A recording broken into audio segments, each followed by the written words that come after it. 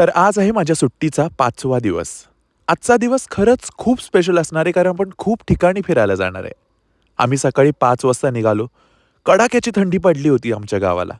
बघता बघता सूर्योदय होत आला होता आणि फायनली सगळीकडे प्रकाश झाला. याच अशा सुंदर आणि प्रसन्न अशा वातावरणाची मजा घेत आम्ही निघालो होतो आमच्या पहिल्या डेस्टिनेशनला.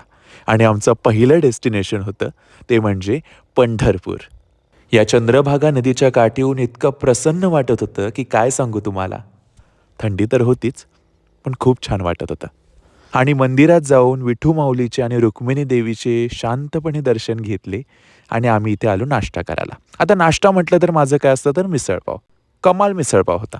त्याच्यानंतर या गल्लीमध्ये फेरफटका मारला आणि आम्ही सगळे निघालो आमच्या पुढच्या डेस्टिनेशनला. आणि आमचं पुढचं डेस्टिनेशन होतं ते म्हणजे तुळजापूर. इतक्या गाड्या बघून मला एक गोष्ट कळली होती की मंदिरात खूप मोठी लाईन असणार आहे. पण आता काय करणार? देवीचं दर्शन तर घ्यायचं होतंच ना.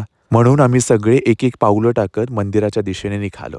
आणि समोर दिसला तो या मंदिराचा भव्य दरवाजा. जसजशी एक एक पायरी खाली उतरत होतो तितकीच मनात दर्शनाची आतुरता वाढत होती. तिथे जाऊन आम्हाला एक गोष्ट कळाली की देवी आत्ता निद्रावस्थेत आहे. म्हणून आम्ही देवीचं मुखदर्शन घेतलं आणि मी व्लॉग काढतच होतो तितक्यात मला तिकडच्या एका भटजींनी आरती करण्यासाठी बोलवलं. काय माहिती कोण जाणे, पण मला देवीची आरती करण्याचा मान मिळाला. अंबाबाई मातेचं दर्शन घेऊन आम्ही निघालो पुढच्या डेस्टिनेशनला. आता पुढचं डेस्टिनेशन काय हे कळेल तुम्हाला उद्याच्या व्लॉगमध्ये.